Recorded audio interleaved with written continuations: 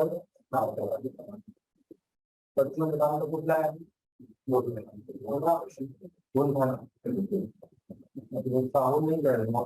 I audible, guys? Yes, sir. Yeah.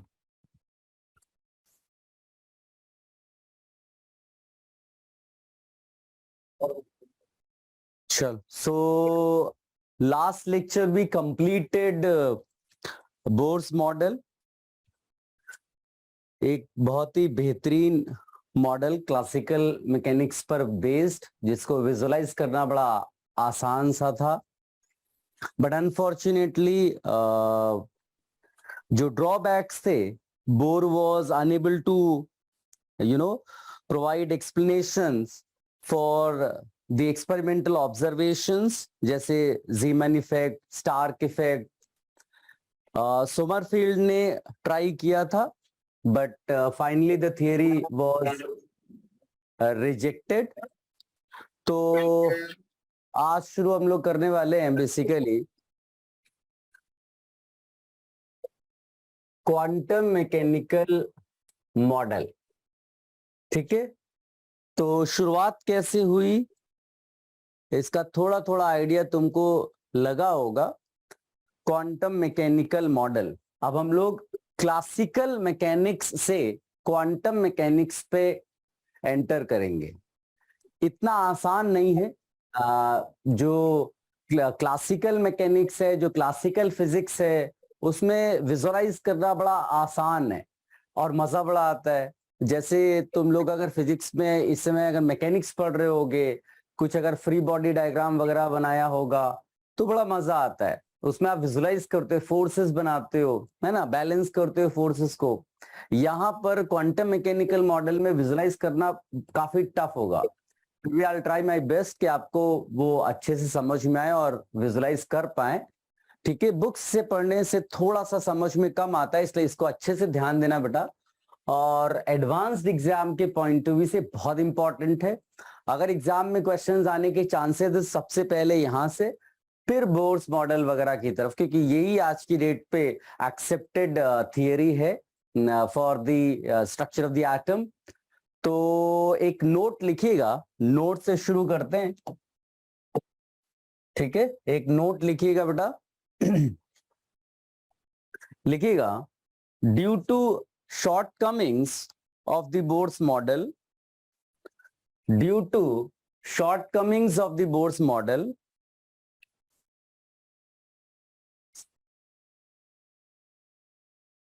attempts were made to develop a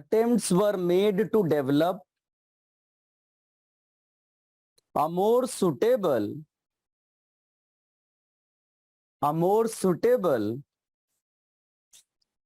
and a general model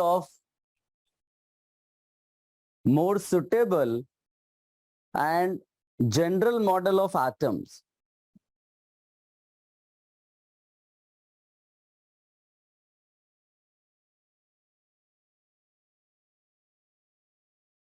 Two important, let me finish, फिर मैं repeat कर दूंगा। Two important developments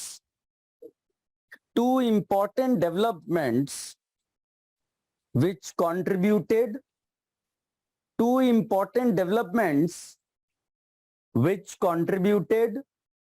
significantly, two important contributions, yeah, two important developments which contributed significantly in the formation of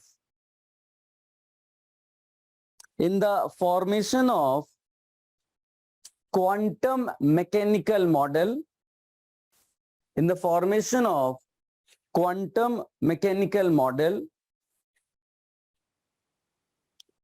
और देखो, एक था 1924 में, जैसे मैंने आपको बताया था, डी ब्रॉगली।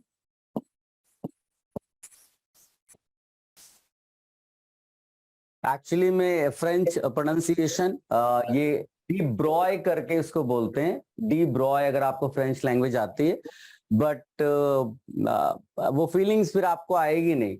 ज्यादातर लोग भी इसको डी ब्रॉगली ही बोलते हैं। अब डी ब्रॉय बोलोगे तो फिर तो स्पेलिंग भी नहीं लिख पाओगे तुम, है ना। तो इसको तुम अपने लिए डी ब्रॉगली ही बोलना चलेगा। सो डी ब्रॉगली साहब ने हाइपोथेसिस दी। उनकी हाइपोथेसिस 1924 में, मैंने ये ऑलरेडी आपके साथ थोड़ा बहुत डिस्कशन किया था जब भी बोर्ड्स मॉडल के टाइम पे मैंने आपको मैटर वेव का आइडिया दिया था। वेवलेंथ निकाल ली थी, lambda is equal to h upon p, अगर आप रिकॉल कर पाए। वापस इसका डिस्कशन करेंगे। फिर इसके बाद जिन्होंने सारी कहानी बदल दी 1927 में, हाइजेनबर्ग।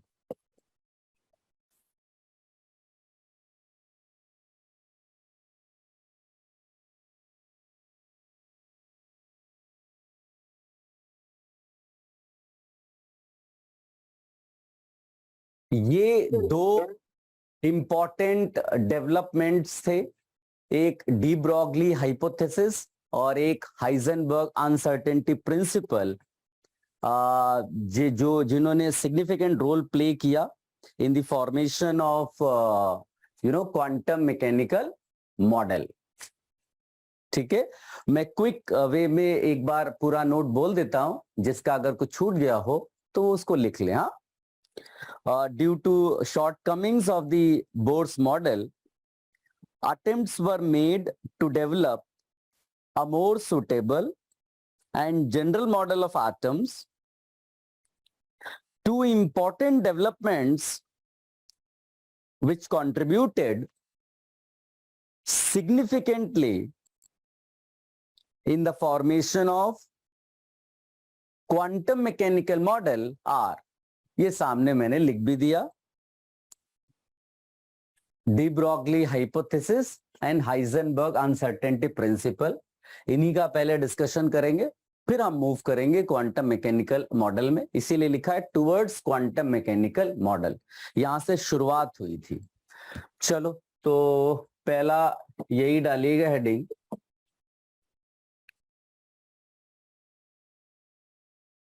लिखिएगा, हेडिंग डाल दीजिएगा डुअल बिहेवियर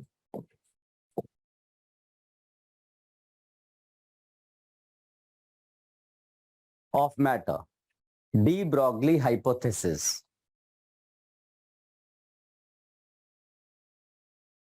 अब इसमें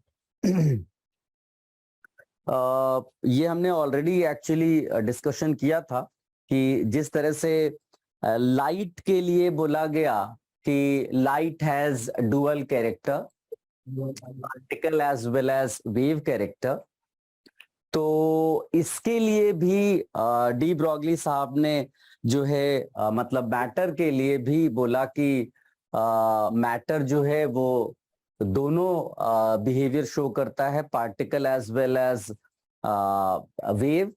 और बेसिकली ये जो हाइपोथेसिस है ये मेनली जो है माइक्रोस्कोपिक पार्टिकल्स के लिए है।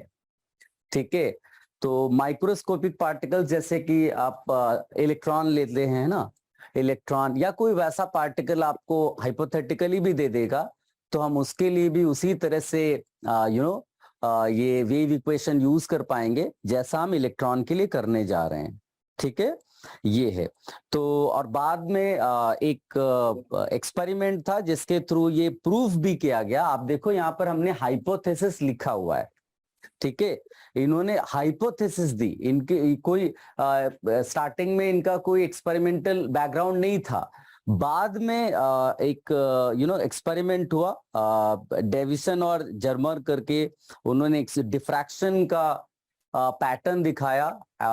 मैं अभी वो भी दिखाऊंगा क्रिस्टलोग्राफी के उसमें, तो अभी बताऊंगा, बट उससे पहले समझ लेते हैं कि हाइपोथेसिस क्या है।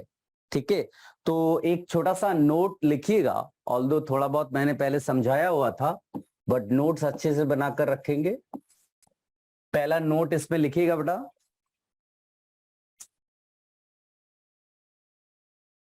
D Broglie hypothesis, de Broglie hypothesis talks about, de Broglie hypothesis talks about dual character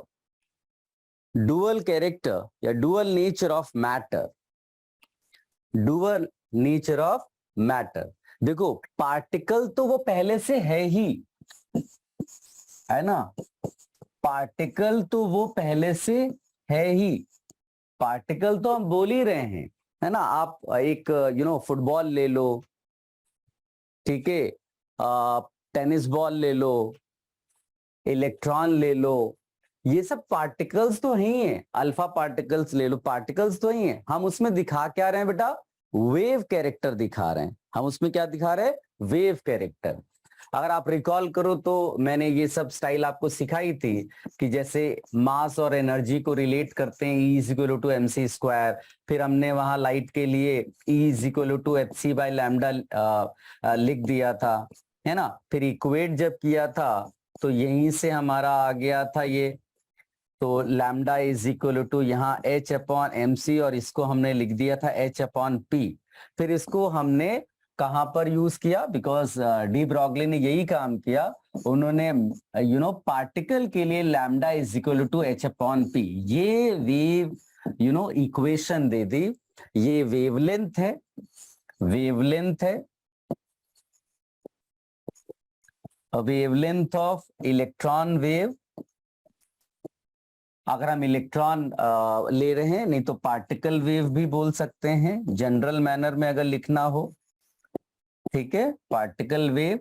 और h हम पहले से जानते हैं बेटा, प्लैंक्स कांस्टेंट, ठीक है, प्लैंक्स कांस्टेंट। और p क्या है, p लीनियर मोमेंटम आप लिख सकते हो, लीनियर मोमेंटम लिख सकते हो, that is m into v। m क्या है बेटा, m है mass of the particle, m क्या है, मास ऑफ इलेक्ट्रॉन बोल दो, या जनरल मैनर में बोलोगे तो पार्टिकल। और v क्या है, velocity with which particle is moving, velocity of electron लिख दो या पार्टिकल लिख दो। तो ये डी ब्रॉगली वेव इक्वेशन है, lambda is equal to h upon p। Keep on कॉपिंग।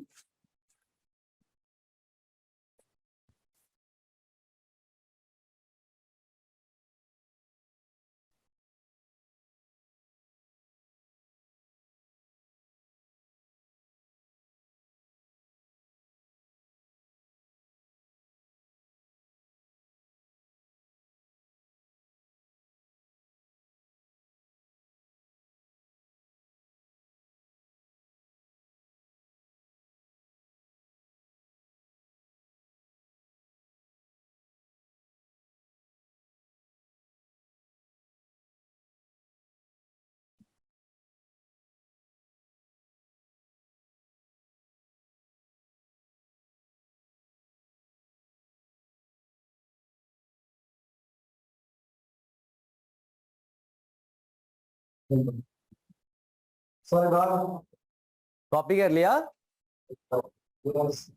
हटा दें इसको। हाँ, अब ये इक्वेशन तुम्हारे पास आ गई है, इसको जरा यूज करते हैं। अब जैसे आप अपनी बात कर लो, है ना, आप अपने को मान लो पार्टिकल, आप जो है अपना वेट ले लो, मान लीजिए कि आपका मास जो है 50 केजी है, 50 केजी, या किसी भी और चीज के लिए, आप फुटबॉल के लिए ले सकते हो, टेनिस बॉल के लिए, किसी भी चीज के लिए लिख लो, है ना। मान लीजिए कि मैं कंसीडर कर रहा हूं कि आपका मास जो है वो 50 केजी है, 50 केजी है, ठीक है ना। और आप जो है, आप ऐसा मानकर चल रहे हैं कि आप रन करते हो 10 किलोमीटर पर आवर से, ठीक है। आप मान लीजिए कि ग्राउंड का चक्कर लगाते हो, सुबह सुबह आप दौड़ रहे हो, है ना, आप दौड़ रहे हो, क्या आप वेव कैरेक्टर शो कर पा रहे हो, है ना। मान लीजिए कोई बाहर से आपको देख रहा हो और आप इतना स्पीड से चल रहे हो, क्या आपके अंदर वेव कैरेक्टर आया? अगर वेव कैरेक्टर आया है तो लैम्डा नजर आएगा आपका, है ना, वेवलेंथ आपकी नजर आएगी। लेट्स सी कितनी वेवलेंथ आती है। तो हमने यहाँ पर वेलोसिटी कितनी ले ली बेटा, 10 किलोमीटर पर आवर। अब इससे ज्यादा आप नहीं दौड़ पाओगे बेटा, गिर जाओगे, है ना। कोशिश करके देखो। अब ऐसा भी नहीं लिख देना 500 kilometre per hour. Is it possible कि तुम तो जो है हवा में उड़ रहे हो?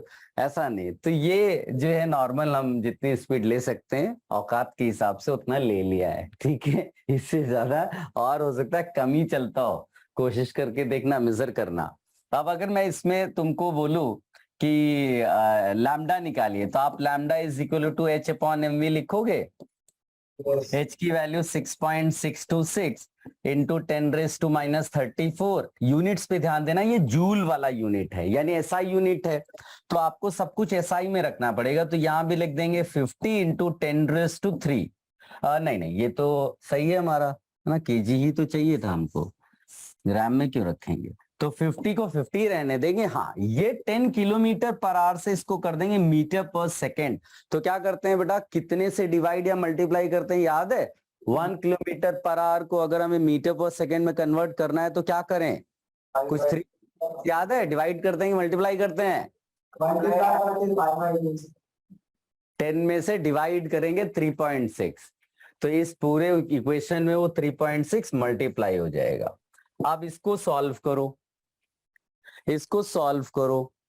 इसको जब सॉल्व करोगे तो तुम्हारा कुछ वैल्यू आता है 4.77 इंटू 10⁻39। 4.77 into 10⁻39 metre. अब आप सोचो, एक बंदा जो तुम्हें ग्राउंड में रन करते हुए देख रहा है और आप कितनी वेवलेंथ वाले उससे वेव क्रिएट कर रहे हो? 4.77 इंटू 10⁻39। तो ये तो टू स्मॉल है, किसी को ये ऑब्जर्व ही नहीं कोई कर पाएगा। क्या मेरी बात समझ पा रहे बेटा? कहां तुम्हारा मास, ठीक है, कहां तुम्हारा मास, एक हैवी पार्टिकल, और वेवलेंथ कितनी क्रिएट कर रहे हो? 10⁻39 मीटर। समझ पा रहे हो? इसका मतलब है कि तुम्हारे लिए ये सिग्निफिकेंट नहीं है। तो ये हैवी जो पार्टिकल्स हैं, लार्ज पार्टिकल्स हैं, उनके लिए सिग्निफिकेंट नहीं निकला। चलो छोटे पार्टिकल्स के लिए, माइक्रोस्कोपिक पार्टिकल्स के लिए चेक करते हैं। तो ये कॉपी कर लो, और माइक्रोस्कोपिक पार्टिकल आपका कहां मिलेगा? तो इलेक्ट्रॉन मिलेगा। कहां पर मिलेगा वो इलेक्ट्रॉन? बोर्स एटॉमिक मॉडल पे जाकर देखेंगे, उन्होंने वेलोसिटी की वैल्यू बताई थी हम लोगों को, तो उसको जरा यूज कर लेते हैं और देखते हैं कि कितना लैम्डा आता है। इसको हटा दें बेटा, मिटा दिया जाए ना। ये वैल्यू अपने साथ रखिएगा बेटा। अब देखो, अब इसमें जैसे आपके पास टेबल भी होगी बेटा, उस टेबल को यूज करिएगा। और मुझे जरा थोड़ी सी नॉलेज दीजिए कि अगर मैं थर्ड ऑर्बिट की बात करूं, है ना, कोई भी ले सकते हो, ऐसा कुछ नहीं, आप सेकेंड ऑर्बिट लो, फर्स्ट ऑर्बिट लो, थर्ड ऑर्बिट, कोई भी ऑर्बिट लो। आप मान लीजिए थर्ड ऑर्बिट लेते हो, तो थर्ड ऑर्बिट में मास तो उतना ही रहने वाला है। मास ऑफ इलेक्ट्रॉन तो हम नहीं वो कर रहे हैं, 9.1 इंटू 10⁻31 kg ले लिया। वेलोसिटी कितनी है याद है क्या? चेक करो बेटा टेबल में से। 0.72 कुछ होगी, 10⁻6 करके। 0.7 इंटू 10⁻6 मीटर पर सेकेंड। अब इसमें lambda is equal to h upon m v किया, है ना। 6.626 इंटू 10⁻34 लिखा। ये तो सब एसआई वाला ही चल रहा है। 9.1 इंटू 10⁻31 इंटू को 0.72 इंटू 10⁻6। अब इसको सॉल्व करोगे, है ना, इसको सॉल्व करोगे तो करीब करीब 10⁻12 आ जाता है। ठीक है, 10⁻12 मीटर आ जाता है, यानी कि ये 1 पिकोमीटर हो गया। ध्यान से देखो, इसको क्या लिख सकते हैं बेटा? 1 पिकोमीटर लिख सकते हैं। अब तुम इलेक्ट्रॉन के साइज को सोचो और वो जो वेव क्रिएट कर रहा है उसके उस वेवलेंथ को चेक करो। यानी कि ये इलेक्ट्रॉन के पॉइंट ऑफ व्यू से सिग्निफिकेंट वैल्यू हो गई। क्या बात समझ में आई? है ना? तो ये क्लियरली हम लोग बोल पाएंगे कि जो वेव इक्वेशन डी ब्रॉगली ने दी या जो डुअल बिहेवियर बताया पार्टिकल के लिए, वो किस टाइप के पार्टिकल्स के लिए सिग्निफिकेंट है? केवल माइक्रोस्कोपिक पार्टिकल्स के लिए। Am I clear?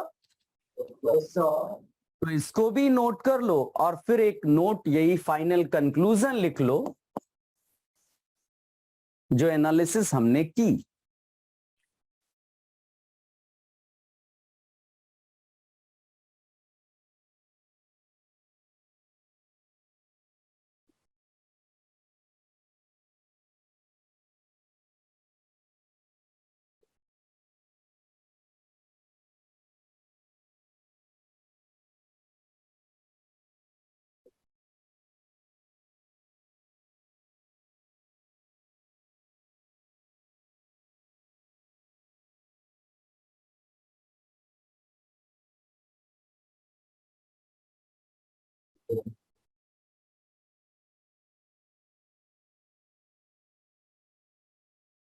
कॉपीड?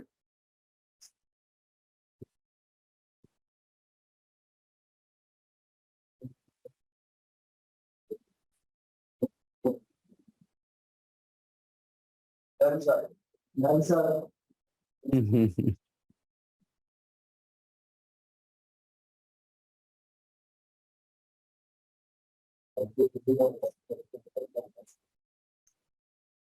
तुम लोगों ने अच्छी स्पीड मेंटेन की अभी तक, इसकी वजह से हम बहुत सारा डिस्कशन कर पाए, क्योंकि लेक्चर्स लिमिटेड ही मिलते हैं। Sir, done. हो गया? चल, अब इसमें एक तो नोट लिख लो कंक्लूजन वाला, फिर उसके बाद डिस्कशन करते हैं थोड़ा और। इसमें लिखिएगा, from the above discussion we can say, from the above discussion we can say, calculation से हम ये प्रूव कर पा रहे हैं ना। From the above discussion we can say, if particle is large, if particle is large, lambda will be very small.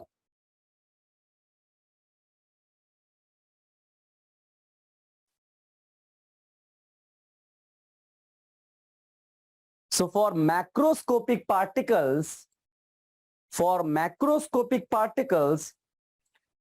this concept becomes insignificant. Dual behavior becomes insignificant. Wave character becomes insignificant. अपनी style से आप इसको लिख लो।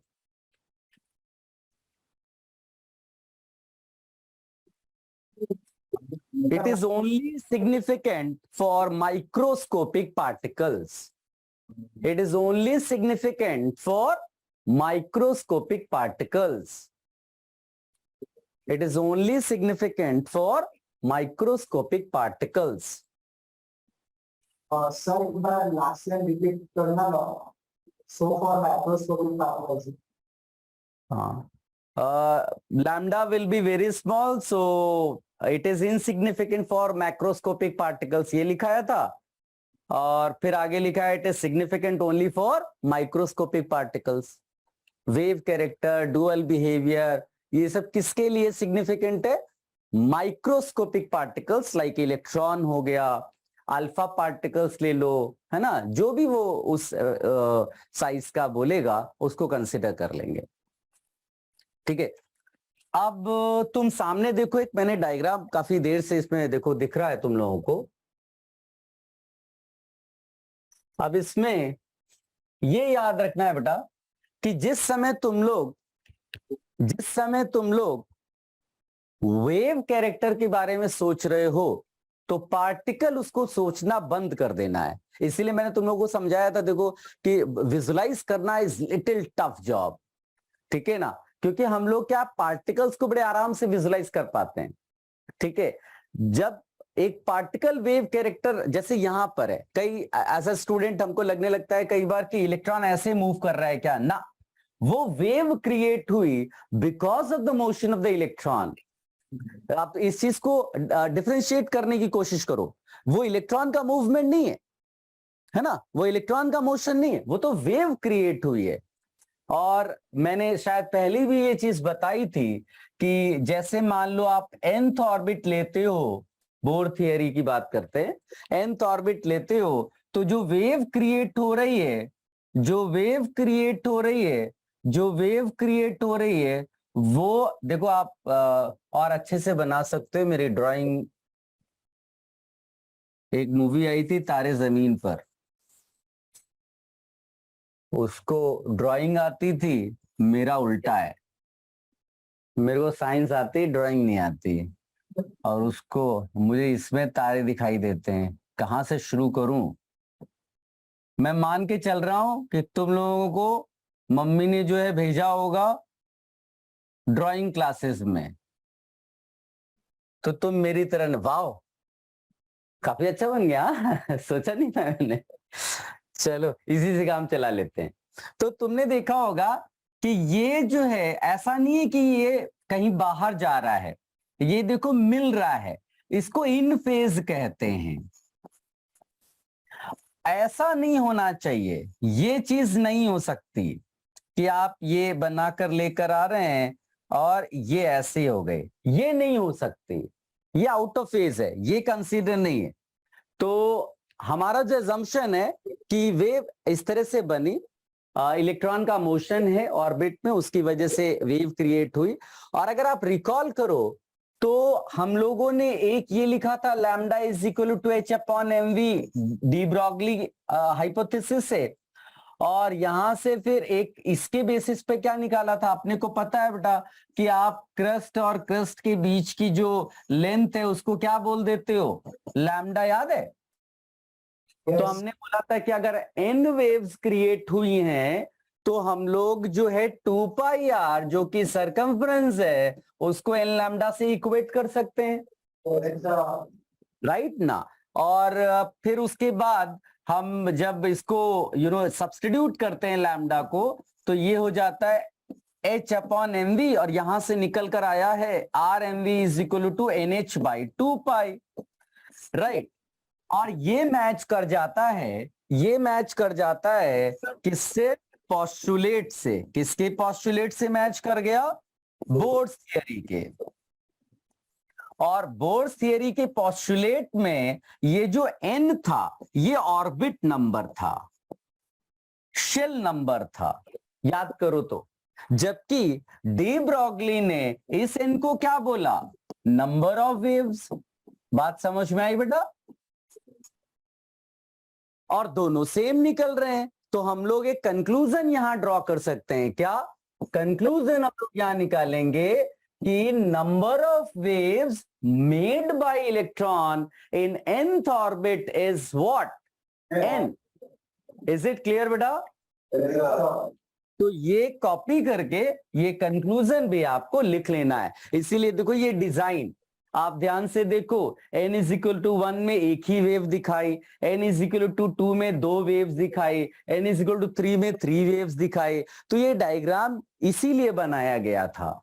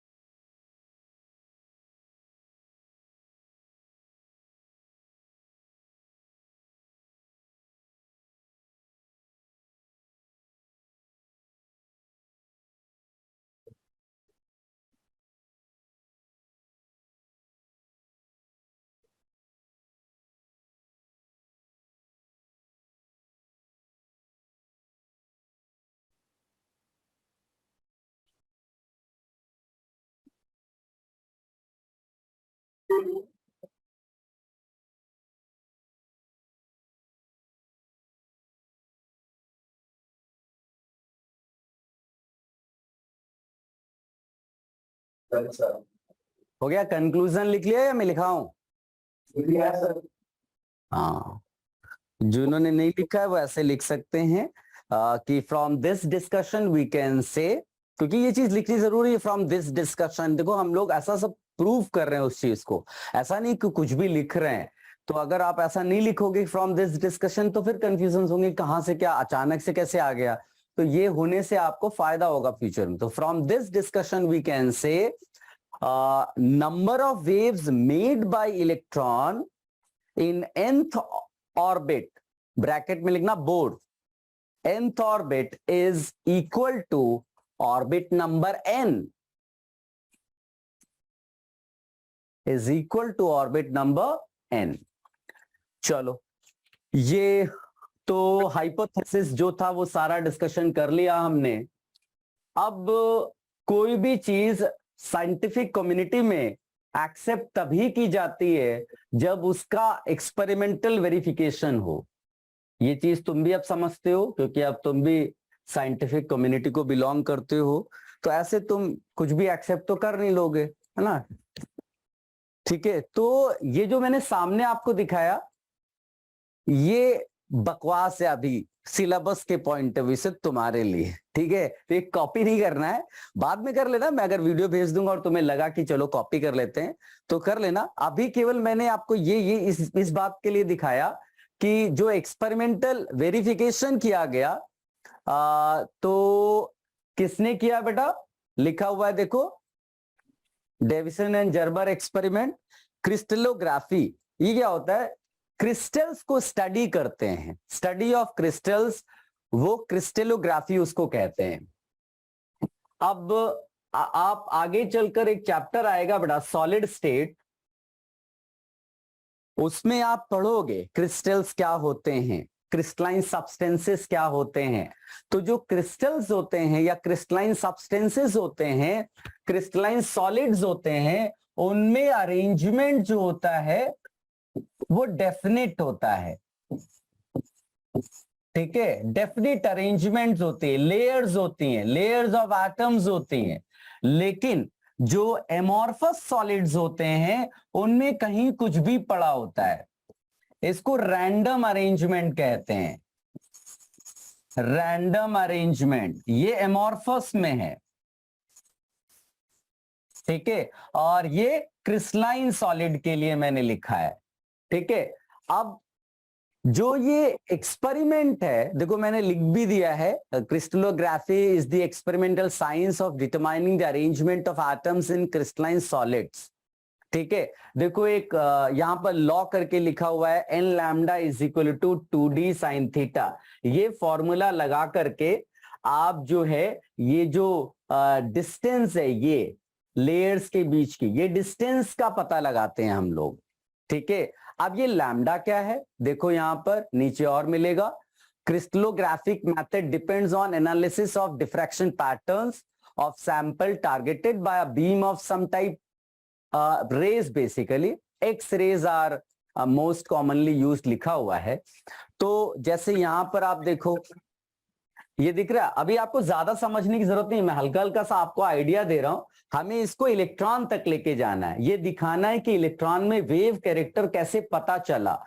तो ये जो experiment है ये बेसिकली एक्सरे से किया जाता था, ठीक है ना? मान लीजिए कि ये एक लेयर है, ये एक लेयर है, ठीक है ना? तुमने ये एक्सरे यहां पर ऐसे लेयर पे स्ट्राइक की और यहां ऐसे रिफ्लेक्शन हुआ, ठीक है? यहां दूसरी जो रे आई लेटर से यहां पर स्ट्राइक की और ये इस तरह से रिफ्लेक्शन हुआ।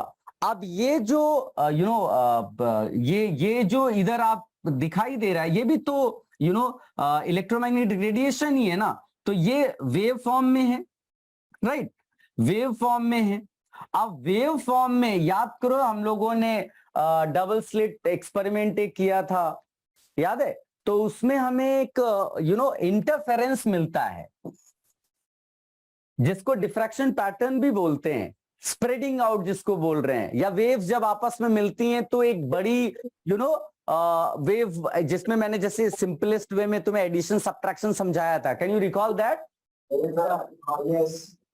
हाँ, तो ये वेव कैरेक्टर है, ये वेव कैरेक्टर है, वेव कैरेक्टर है जिसकी वजह से तुम्हें डिफ्रैक्शन पैटर्न मिलता है, जिसकी वजह से तुम्हें डिफ्रैक्शन पैटर्न मिलता है। ये सब हम किससे कर रहे थे? हमने मान लीजिए एक्सरे यूज किया था, ठीक है। देखो लिखा भी है on analysis of diffraction pattern, ठीक है। उसको एनालाइज करते हैं, वेवलेंथ पता होती है हमें, यहां पर देखो सब लिखा भी हुआ है। Lambda is the wavelength of the X ray, d is the spacing of the crystal layers, theta is the incident angle, ये सब पता है अपने को। हाँ, इसमें चीजें पता है।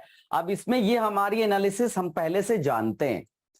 अब इन लोगों ने क्या किया, जो डेविसन और जर्मन, इन्होंने क्या किया, इन्होंने जो एक्सरे था ना उसके बदले इलेक्ट्रॉन बीम यूज कर ली, इलेक्ट्रॉन बीम यूज कर ले, इलेक्ट्रॉन बीम यूज कर ले।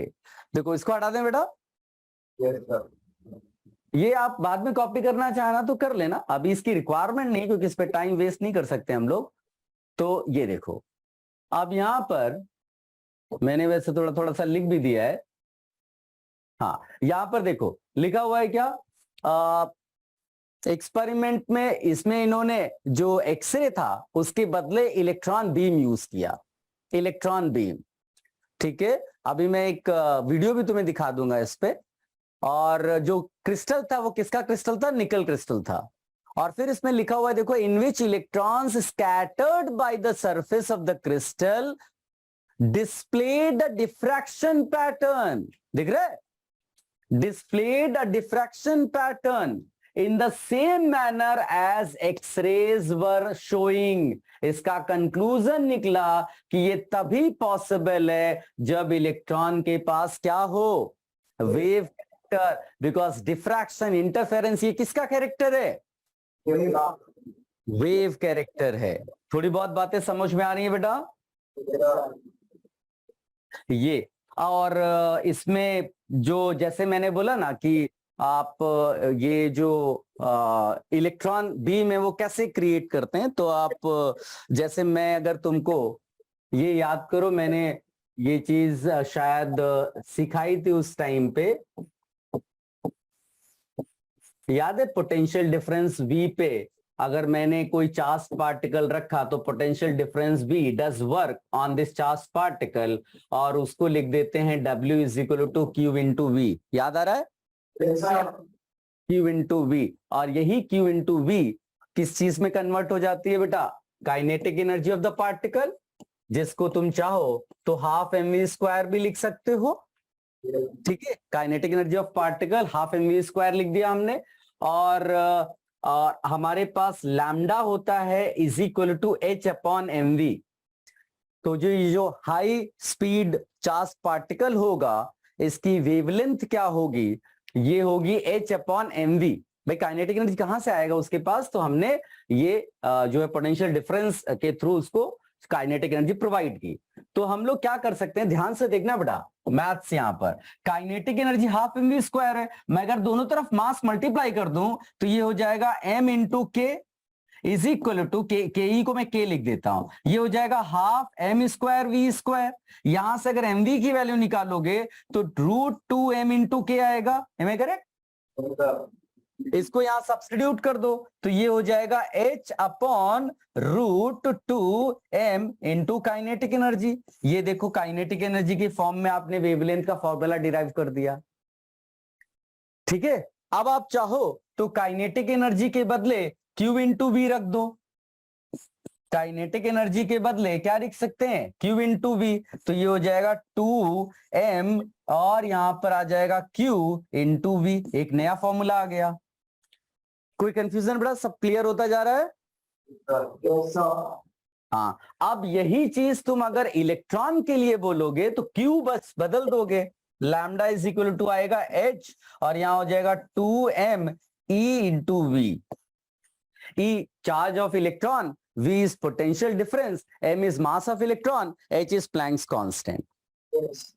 और एक खास बात यह है कि जब तुम ये सारी वैल्यूज रख दोगे, h की वैल्यू 6.626 इंटू 10⁻34, m की वैल्यू 9.1 इंटू 10⁻31 kg, फिर उसके बाद क्या बच गया E 1.6 इंटू 10⁻⁻19 कूलम, ये सब रख दोगे तो ये करीब आ जाता है lambda 1.23 into 10⁻9 upon root V metre lambda, क्योंकि बाकी सारी चीजें तो अपने को पहले से पता है इलेक्ट्रॉन के लिए, तो हम सीधे सीधे यहां सब्स्टिट्यूट कर देते हैं। और आप चाहो तो मीटर हटाना चाहो तो इसको क्या लिख सकते हो, लैम्डा इज इक्वल टू रख सकते हो 1.23 अपॉन रूट V नैनोमीटर। क्या ये सारे फॉर्मूलाज क्लियर है तुम्हें? ये सारे फॉर्मूलाज तुम्हें क्लियर है? अच्छा, ये लास्ट वाला फॉर्मूला कई बच्चे रट लेते हैं और फिर वो भूल जाते हैं कि ये हमने इलेक्ट्रॉन के लिए निकाला था। ये किसके लिए निकाला है बेटा? इलेक्ट्रॉन के लिए। पढ़ाया जाता है लेकिन फिर क्या रट्टा मार लेते हैं। फॉर्मूला देखा, उसमें पोटेंशियल डिफरेंस दिया था, वेवलेंथ पूछी थी, ये भूल गए कि वो चार्ज पार्टिकल कौन सा था, वो कोई और चार्ज पार्टिकल दे दिया, उन्होंने ये लगाया, वहीं पर उनको नेगेटिव मार्क्स मिल गया। जबकि तुम्हें ये फॉर्मूले की जरूरत पड़ेगी जब तुम्हें कोई और चार्ज पार्टिकल दिया होगा। Is my point clear? अब back to the main point. Main point ये था कि हम इलेक्ट्रॉन बीम कैसे क्रिएट कर रहे हैं, तो ये पोटेंशियल डिफरेंस में हमने लगाया, काइनेटिक एनर्जी दी। अब ये मैंने जानबूझ के लिख दिया कि तब तक आप इसको कॉपी करो, मैं आपको एक वीडियो दिखाने की तैयारी करता हूं। कॉपी करने का पार्ट केवल वो वाला है बेटा, हाँ, जिसमें वेव इक्वेशंस जो लैम्डा के फॉर्मूलाज बनाए हैं मैंने, और कुछ कॉपी करने की जरूरत नहीं है। हाँ, साइंटिस्ट के नाम लिख सकते हो जिन्होंने एक्सपेरिमेंटल वे में दिखाया कि हाँ, इलेक्ट्रॉन जो है, moving electron wave character show करता है।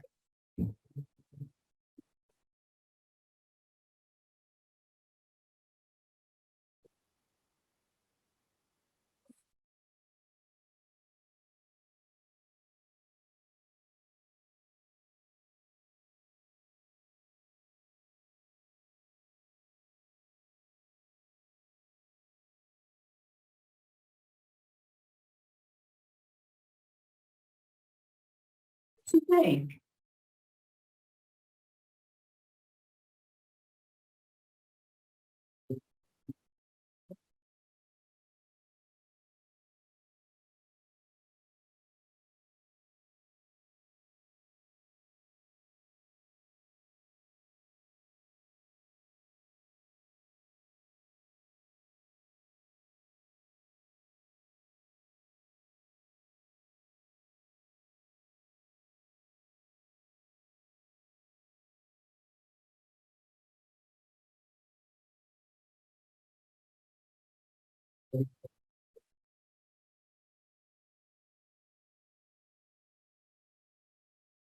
कॉपी हो जाए तो बताना बेटा, I am ready with the video.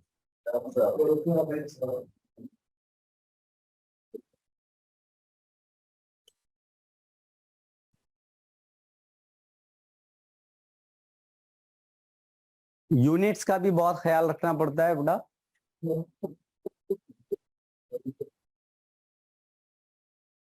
चलो, कॉपी कर लिया सबने?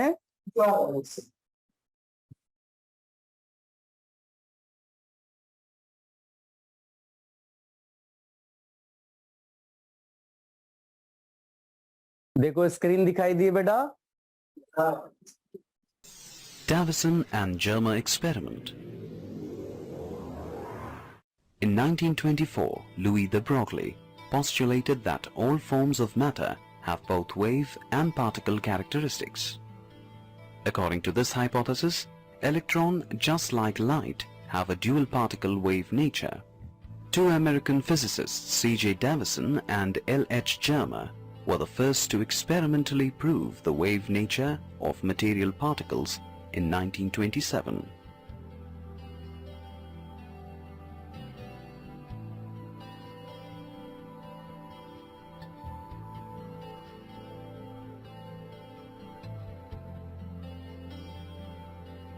Displayed here is a block diagram of the experimental setup used by Davison and Germer.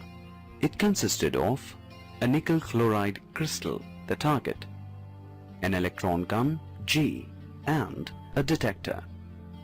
The electron gun produced a beam of electrons. The electron gun used by them consisted of a tungsten filament F and high and low tension batteries. The low tension battery was used to heat the filament. The red hot filament produced an electron beam. A high tension battery was provided to accelerate the electron beam. The detector or the electron collector moved on a graduated circular scale. A sensitive galvanometer was also connected to the detector. How did they perform the experiment?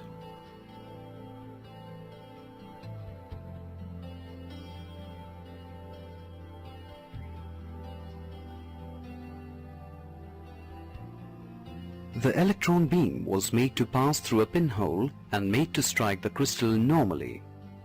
The electrons scattered in all directions, acting like waves. They observed that at certain angles, the detector indicated a peak in the intensity of the scattered electron beam. This maximum intensity was due to constructive interference, a phenomenon confined only to waves. Thus they experimentally proved the wave nature of electrons.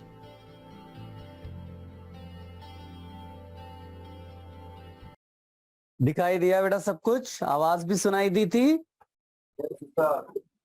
हाँ, तो मेरे ख्याल से आप इतना समझ गए कि किस लिए हमने ये सब किया। तो केवल इतना बताने के लिए था बेटा कि ये जो एक्सपेरिमेंटल वेरिफिकेशन कराया वो डेविसन और जर्मन ने कराया। बस इसमें कंक्लूजन इतना ही निकला कि electron is having wave character. चलो ये भी हो गया। प्रॉब्लम्स न्यूमेरिकल्स प्रैक्टिस करते हैं बेटा। क्वेश्चंस एग्जाम में जो आएंगे सामने देखो, मैं सॉल्व करना सिखाता हूं, बाद में क्वेश्चंस तो मैं खुद ही बताऊंगा कहां से क्या करना है। इसको देखो बेटा, क्वेश्चन क्या कहता है? The energy of separation of an electron in a hydrogen-like atom in excited state is 3.4 electron volt. The de Broglie wavelength associated with the electron is, आपको de Broglie wavelength बतानी है, इसकी सेपरेशन एनर्जी दी हुई है 3.4 lambda. अब अपने को पहले से पता है कि हम लिख सकते हैं आराम से 2 पाई आर एन, मान लीजिए nth ऑर्बिट पे है तो 2 pi R N is equal to हम n लैम्डा लिख सकते हैं बेटा। कोई डिफिकल्टी इसको लिखने में नहीं। और आर एन की वैल्यू कितनी होती है? 0.52 होता है, लेकिन यहाँ 0.53 दिया है ना, 0.53, और यहां लिख देंगे हम लोग n square by z is equal to n lambda. Any difficulty? नहीं। यहां से समहाउ देखो हम लोग n बाई जेड या z बाय n निकाल सकते हैं। मेरी बात समझ पा रहे हो? और इसके बाद अगर आप जो सेपरेशन एनर्जी है, सेपरेशन एनर्जी कितना दिया है बेटा? सेपरेशन एनर्जी दिया है 3.4 electron volt. Separation energy, separation energy होती क्या है बेटा? सेपरेशन एनर्जी क्या होती है? बाइंडिंग एनर्जी याद है? हाँ, 13.6 z square by n square. 13.6 z square by n square electron volt. ठीक है, ये भी इलेक्ट्रॉन वोल्ट में ही दिया हुआ है, यहां 3.6 रख दिया। ठीक है, लैम्डा आपको निकालना था तो लैम्डा की वैल्यू हो जाएगी तुम्हारी 2 pi into 0.53 into n by z, और यहां से एन बाई जेड का वैल्यू आपको यहां सब्स्टिट्यूट करना है। देखो दो चीजों को आपस में बस रिलेट कर दिया। सॉल्विंग करना सीखना है बेटा, है ना, आप नहीं तो खो जाओगे। तो हमने क्या किया सबसे पहले कि जो nth ऑर्बिट है उसमें इलेक्ट्रॉन है, तो उसके लिए हम सिंपली लिख पाए 2 pi R N is equal to N lambda. हमने वहां से ये देखा कि जो रेडियस है अगर हम उसको 0.n²/z के टर्म्स में लिख दें तो केवल n/z वहां पर एक अननोन बच रहा है। और फिर उन्होंने सेपरेशन एनर्जी दी है, उसका फॉर्मूला हमने ऑलरेडी डिराइव किया हुआ था, है ना, कि अगर ग्राउंड स्टेट में है तो 13.6 z² होता है, जिसको आयोनाइजेशन एनर्जी भी बोलते हैं, ठीक है ना। और किसी और ऑर्बिट में अगर इलेक्ट्रॉन प्रेजेंट होगा तो 13.6 z²/n², उतनी इलेक्ट्रॉन एनर्जी दे दोगे प्लस में, तो वो जीरो इनफाइनाइट ऑर्बिट में पहुंच जाएगा जहां पर उसकी एनर्जी जीरो हो जाती है, तो सेपरेशन मान लिया जाता है। तो 3.6 इलेक्ट्रॉन वोल्ट दिया था, यूनिट्स कन्वर्जन की भी जरूरत नहीं है, यहां से आपने n/z की वैल्यू निकाली और उधर रख दी। समझ गए बेटा? हाँ, ये कुछ 6.66 आ जाएगा।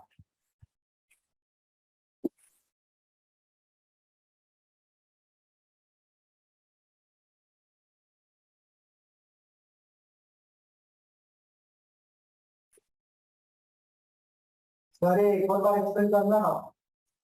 हाँ देखो, आपने यहां पर मान लीजिए कि ये न्यूक्लियस है ना, यहां पर ऑर्बिट्स अलग अलग हैं, यहां कहीं पर मान लेते हैं इसको nth ऑर्बिट मान लेते हैं, ठीक है ना। इसके बाद भी मान लीजिए बहुत सारे, और फिर ये मान लीजिए इनफाइनाइट ऑर्बिट है।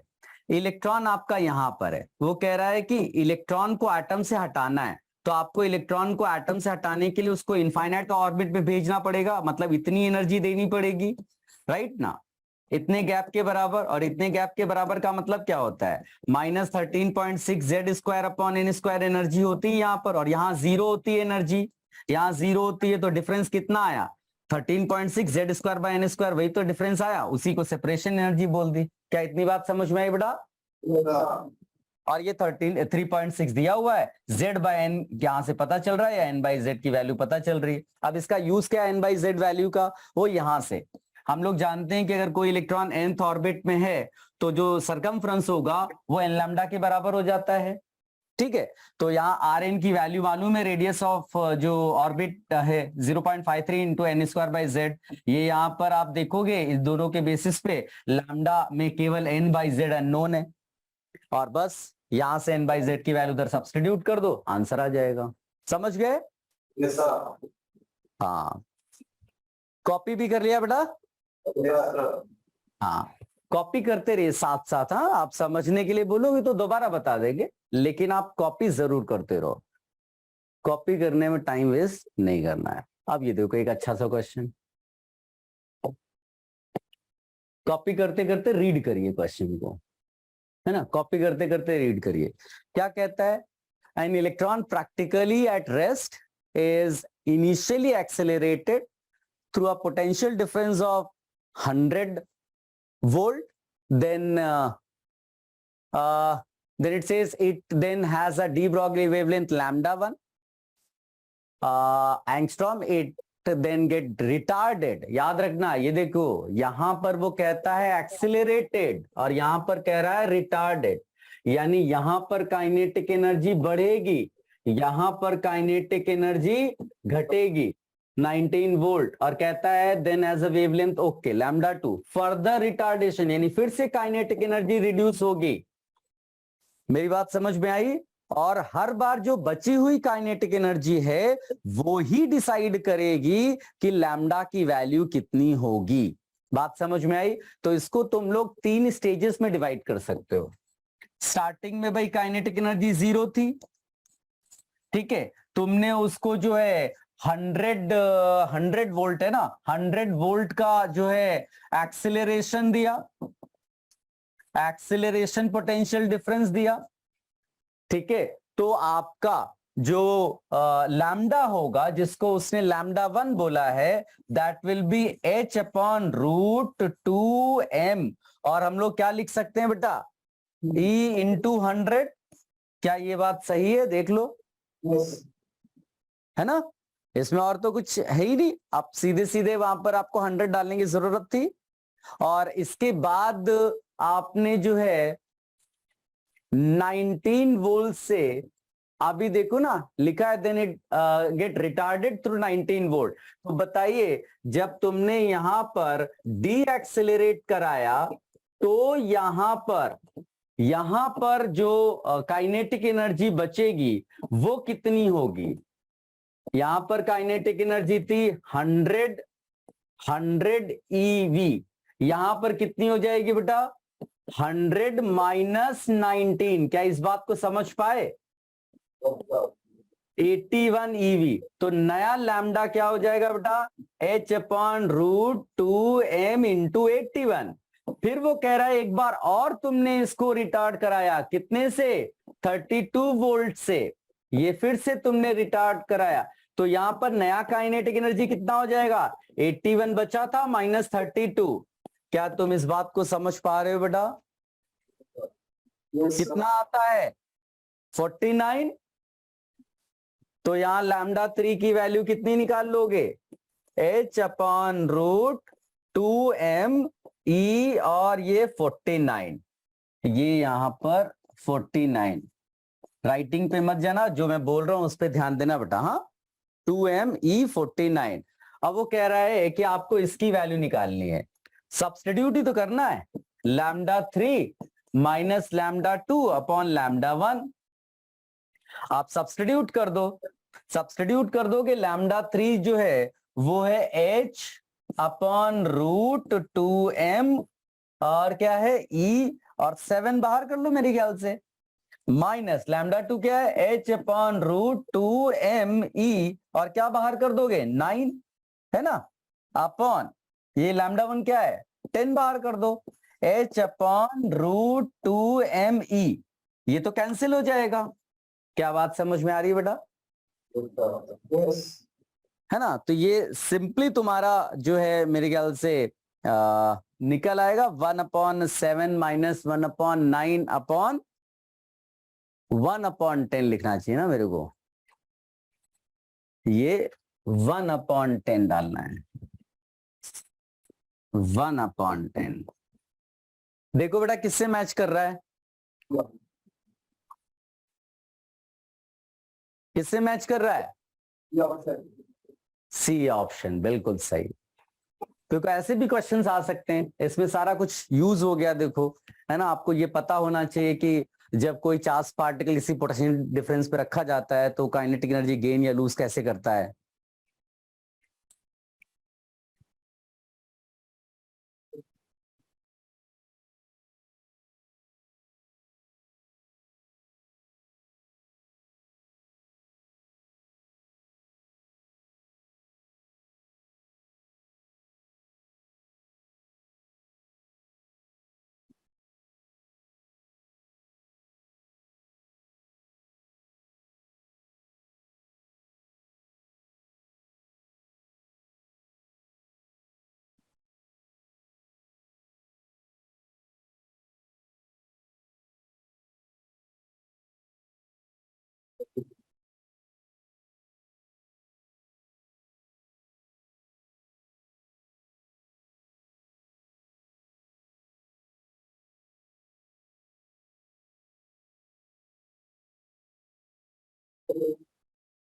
हटा दें?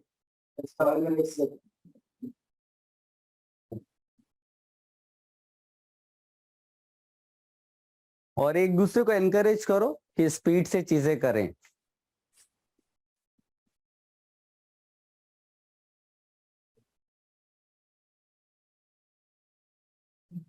देखो ये बड़ा आसान सा है। इसमें अगर तुम जो पहले के लिए ए के लिए लगाओगे तो lambda a is equal to h/√2m/a/q/va करके लिख दोगे इक्वेशन, और दूसरे के लिए लिख दोगे तो लैम्डा बी हो जाएगा h/√2mb/q/vb, है ना। अब इसमें जो है अगर तुम क्या पूछा है उसने, which of the following relation is correct about the mass of the particle. इसमें चार्ज हमें सेम लेना पड़ेगा तब कंपैरिजन किया जा सकता है, क्योंकि अगर √VB ग्रेटर देन √VA ले लेंगे तो इसका मतलब है कि इसका मतलब है MA should be greater than MB। क्या समझ पा रहे हो? देखो बहुत आसान से है। लैम्डा ए लिखोगे तो ये हो जाएगा H/√2ma/QVA, और लैम्डा बी लिखोगे तो ये हो जाएगा H/√2mb/QVB। अब यहां पर ये जो तुम्हारा देखो, हाँ देखिए, एक वर्टिकल लाइन सीधे सीधे ऐसे कंपैरिजन आपको बहुत बार करने को आएंगे बेटा। एक वर्टिकल लाइन आपने खींची, ठीक है, इससे क्या तुमने फिक्स कर दिया, लैम्डा की वैल्यू फिक्स कर दी। अगर लैम्डा की वैल्यू आपने फिक्स कर दी तो फिर आप चेक कर लो कि किसके लिए v की वैल्यू बड़ी है, तो आपको क्लियरली पता चलेगा कि vb जो है वो ग्रेटर देन va है। और अगर vb va से बड़ा है तो बेसिकली ये दोनों इसमें मल्टीप्लीकेशन में है ना, तो अगर VB ग्रेटर देन VA है तो definitely MA greater than MB हो जाएगा। बात समझ में आई बेटा? Yes, sir. Yes, sir. हाँ, इसको भी नोट कर लो बेटा। फिर 2 क्वेश्चंस मैं तुम्हें होमवर्क के फॉर्म में देता हूं, आप उसका आंसर मुझे भेजना।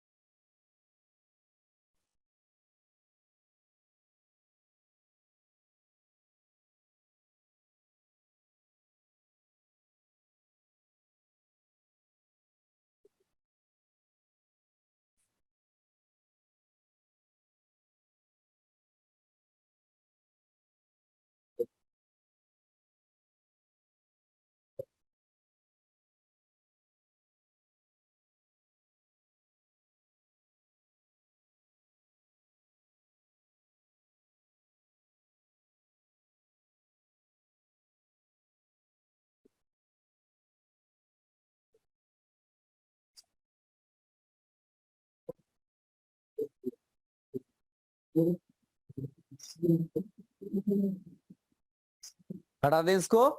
No, sir. No, sir.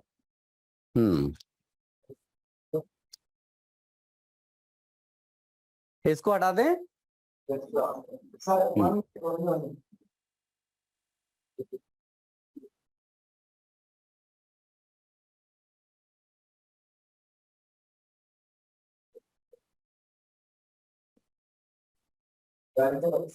One, sir. हाँ,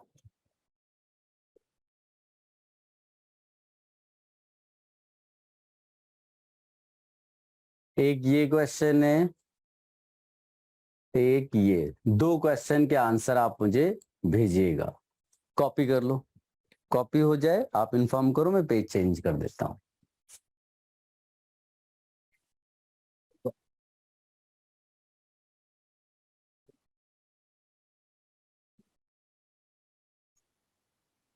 आपको बस फॉर्मूलाज के साथ खेलना है बेटा, है ना। वही 2πr is equal to n lambda, lambda is equal to h/mv, lambda is equal to h/2m kinetic energy, lambda is equal to h/रूट लगाना जरूरी था, √2m और q इंटू v। ये सब फॉर्मूलाज हैं जिनके साथ आपको खेलना है। आप जितना इन फॉर्मूलाज के साथ खेलना सीख लेंगे उतना आप कंफर्टेबल होगे क्वेश्चंस। हो गया? Yes. इसको भी नोट कर लो बेटा। आंसर्स आप भेजिएगा बेटा मुझे।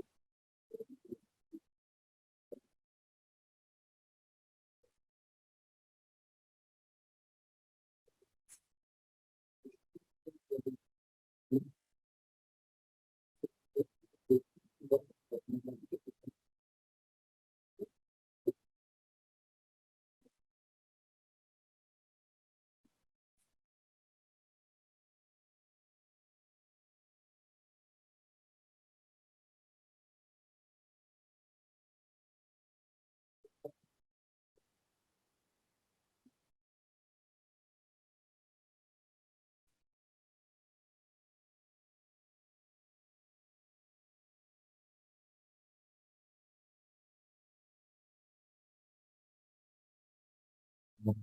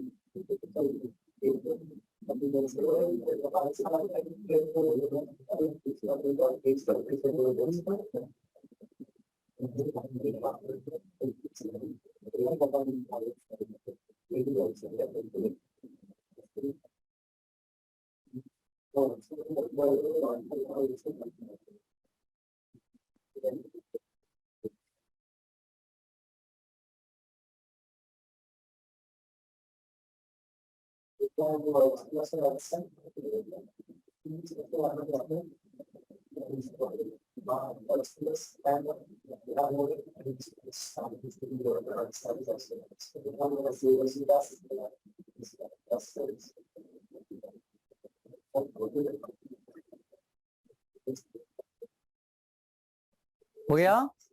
No, sir. एक ही बार कॉपी करना।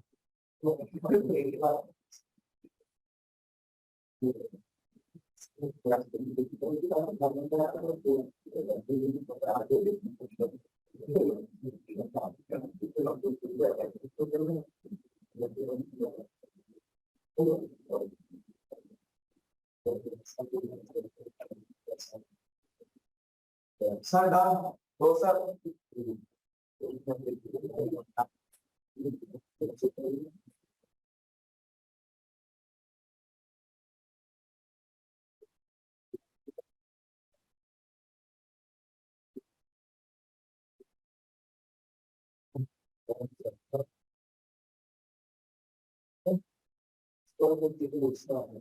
चलो अब मैं चेंज कर रहा हूँ, आप लोग आपस में शेयर कर लो क्वेश्चन को।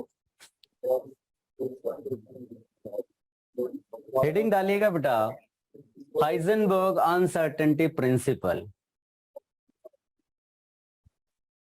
Heisenberg uncertainty principle.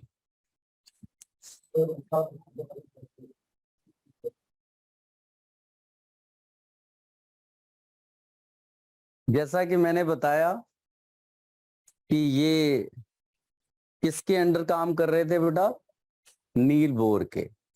और बोर साहब ने बहुत ही अच्छे तरीके से, बड़ी सुंदर तरीके से लोगों को विजुलाइज कराते हुए फॉर्मूलाज दे दिए। R is equal to 0.529 n square by z angstrom, velocity is equal to 2.185 into 10 to the power 6 metre पर सेकेंड z by n, है ना।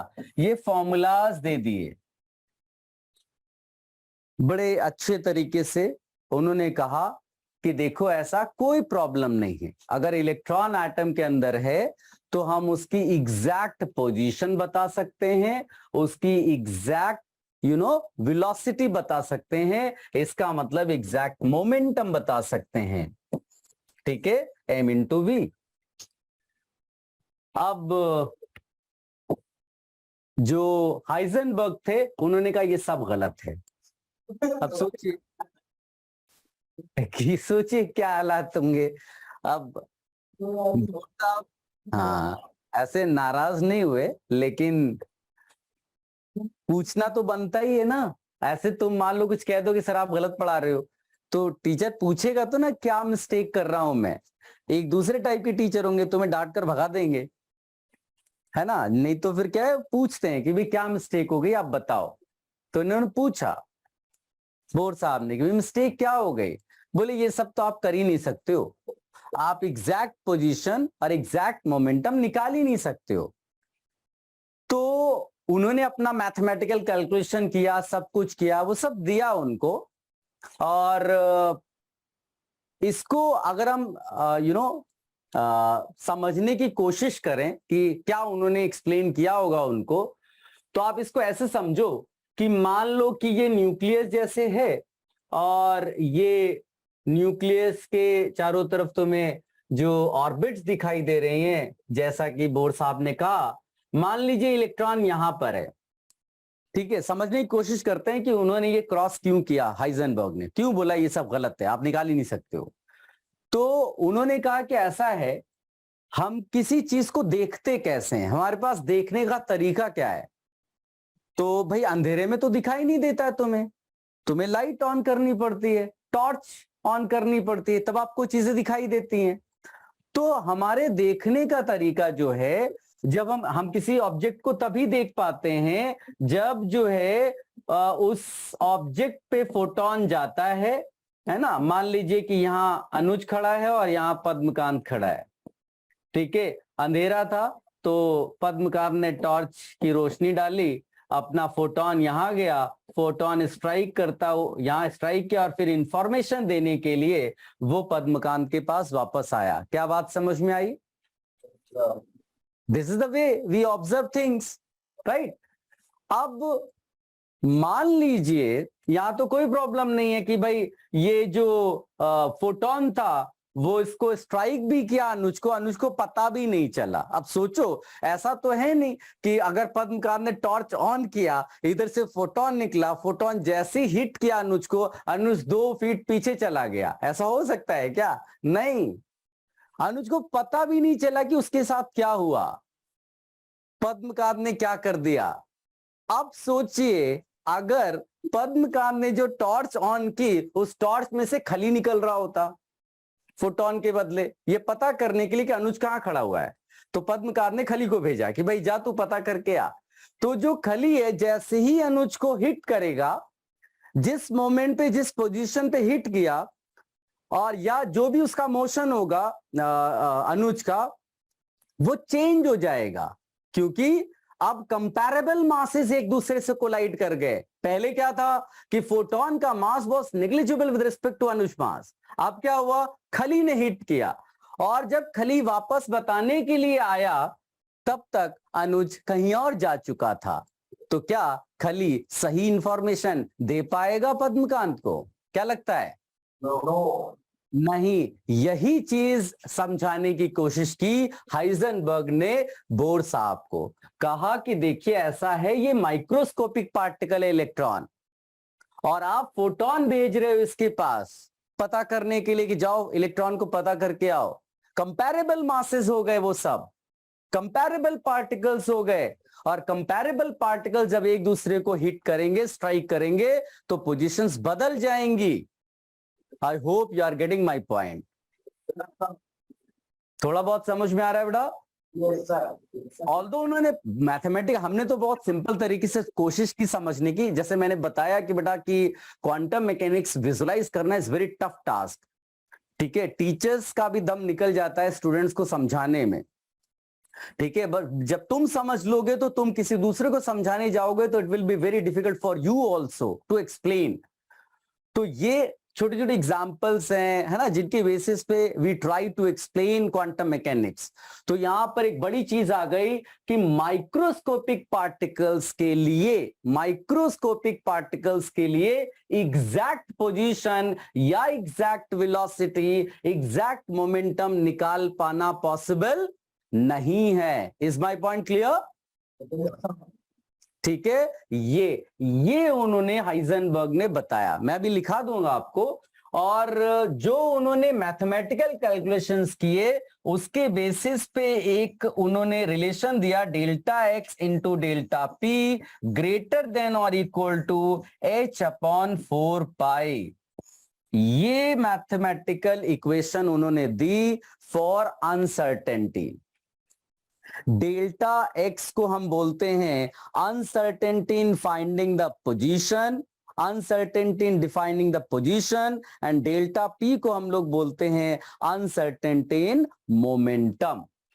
ठीक है, h/4 पाई। अच्छा, एक और बात बेटा बुक्स में तुमको लिखा हुआ मिल सकता है, ये जो तुम्हें h/4 पाई दिख रहा है ना, ये हो सकता है तुम्हें ऐसा दिखे कहीं पर।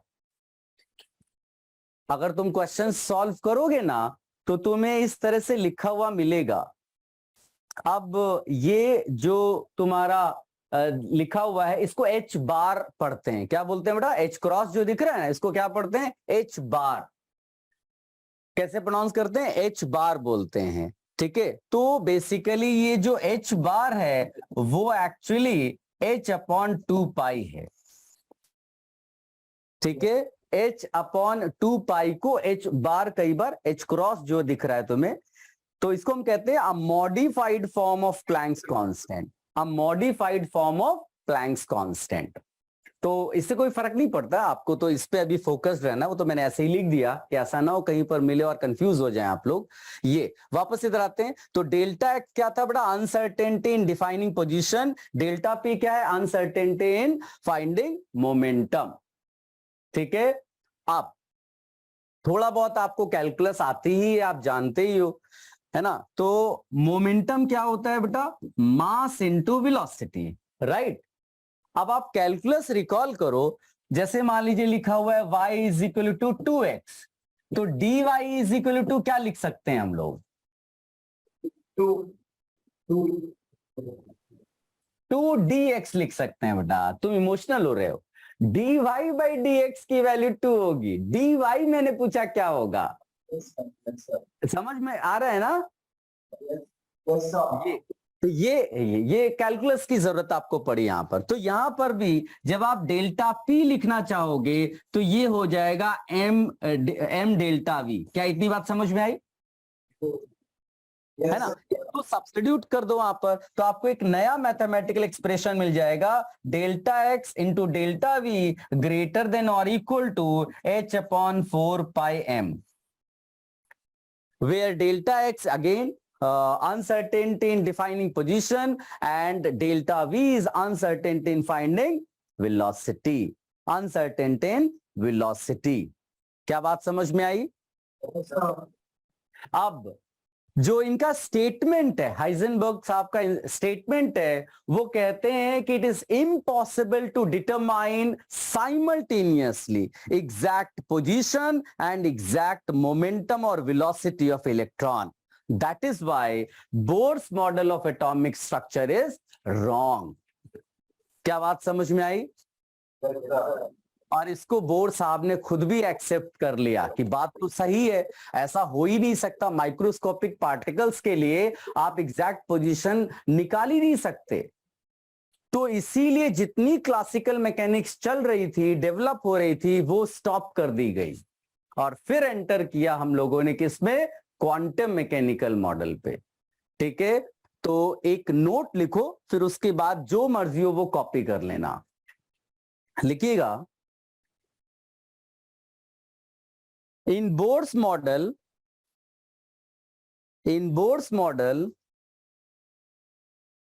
we calculated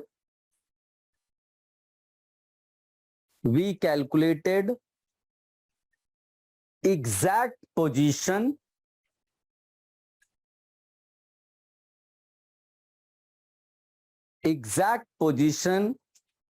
and exact momentum, bracket में लिख देना velocity of an electron simultaneously.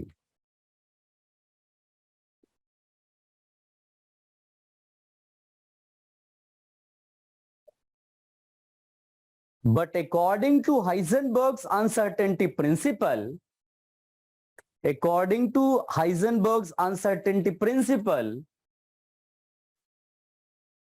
it is impossible.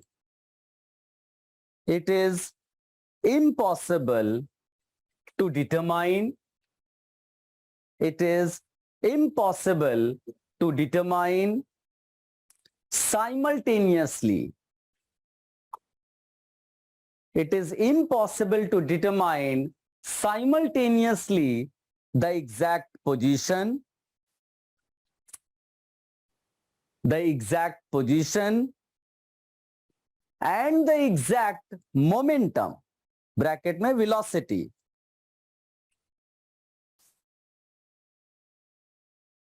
velocity of a small moving particle like an electron, of a small moving particle like an electron.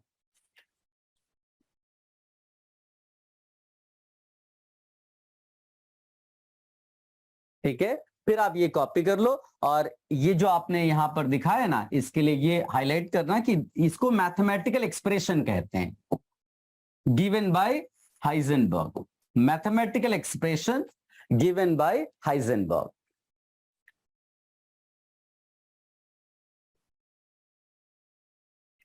इसको देख के ही समझ सकते हो आप, अगर मैं ये बोलूं कि डेल्टा एक्स टेंड्स टू 0 है, यानी कि आप पोजीशन फाइंड करने में कोई एरर नहीं दिखा रहे हो, तो एक्सप्रेशन क्या कहता है, डेल्टा पी टेंड्स टू क्या हो जाएगा, यानी अगर पोजीशन आप किसी तरह से निकाल पाए तो मोमेंटम नहीं निकाल सकते, उसमें बहुत ज्यादा एरर आ जाएगी। उसी तरह से अगर आप किसी तरीके से मोमेंटम निकाल पा रहे हो तो पोजीशन नहीं निकाल सकते, अनसर्टेनिटी इतनी ज्यादा हो गई। तो मैथमेटिकली उस चीज को उन्होंने दिखाया।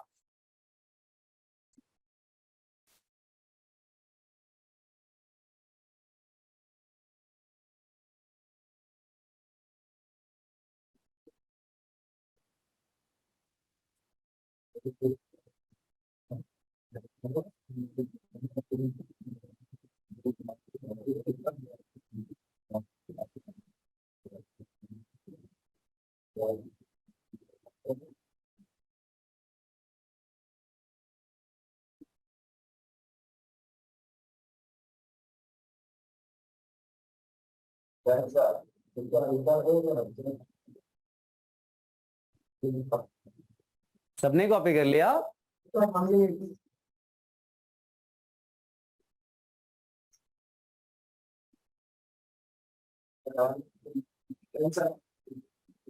डन, चलो।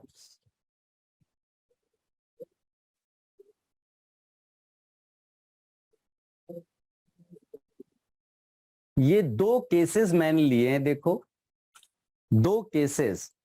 अब इसमें अगर एक मैंने गोल्फ बॉल लिया हुआ है और एक इलेक्ट्रॉन लिया हुआ है, ठीक है, अब दोनों के लिए दो केसेस, एक गोल्फ बॉल है और दूसरा इलेक्ट्रॉन है, दोनों के लिए अगर आप अनसर्टेनिटी निकालें, ठीक है, तो देखो वैल्यूज में क्या डिफरेंस आता है।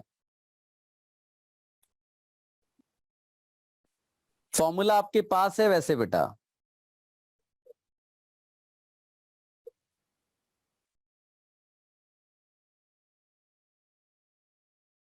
देखो इसमें आपके पास फॉर्मूला ऑलरेडी है, delta x is equal to हम लिख लेंगे H upon 4πm delta we. अब तुम्हारे पास देखो बेटा वेलोसिटी दी हुई है 45 मीटर पर सेकेंड और 2% की जो है एरर के साथ मेजरमेंट चल रहा है, तो डेल्टा वी हो जाएगा 2/100 इंटू 45। इसको यहां सब्सटीट्यूट कर दो, 6.626 इंटू 10⁻⁻34 अपॉन 4π3.14 रख दिया और मास दिया हुआ है 40/1000 लिख दिया इंटू डेल्टा वी की वैल्यू 2/100 इंटू 45। इसको सॉल्व करते हैं तो ये करीब आता है 1.46 इंटू 10⁻⁻33 मीटर, ठीक है। ये हमें कंपैरिजन करना है, आपको मैं सॉल्व भी करवाने के मूड में हूं, आपसे कंक्लूजन्स निकालना है बस।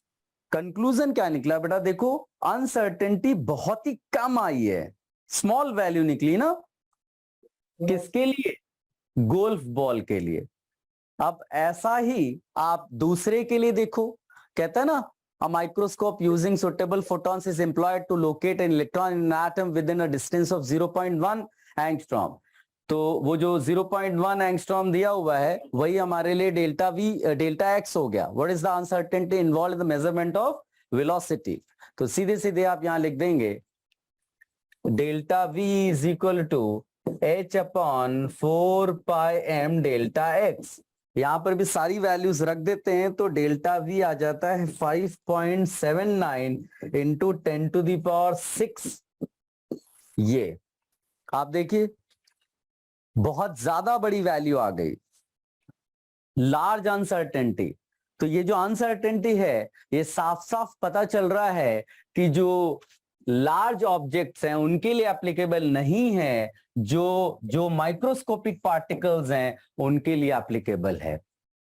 देखो डी ब्रॉगली वेव इक्वेशन भी यही चीज कह रही थी. तो इसीलिए ऊपर मेन हेडिंग डली हुई है towards quantum mechanical model.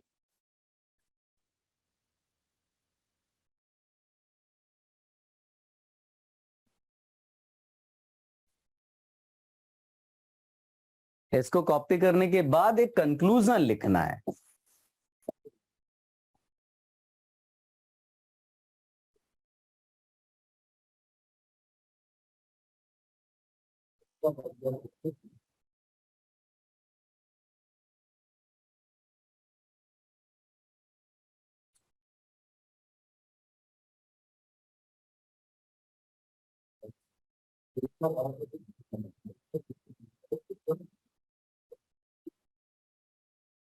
Point यहाँ लगा हुआ है बेटा,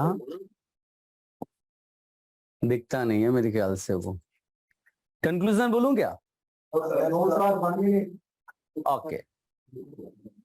ये कंक्लूजन लिख करके फिर आप एक ब्रेक ले लो, छोटा सा ब्रेक लेना, फिर वापस जल्दी से आ जाना और इसको कंटिन्यू करेंगे.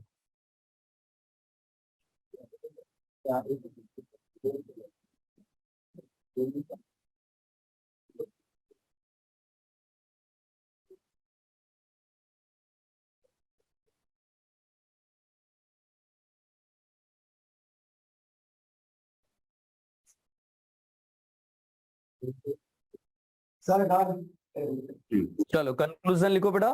From the above discussion we can say, from the above discussion we can say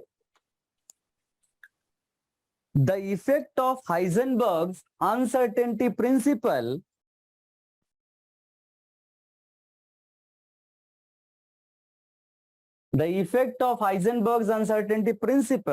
is significant only for the motion of microscopic objects.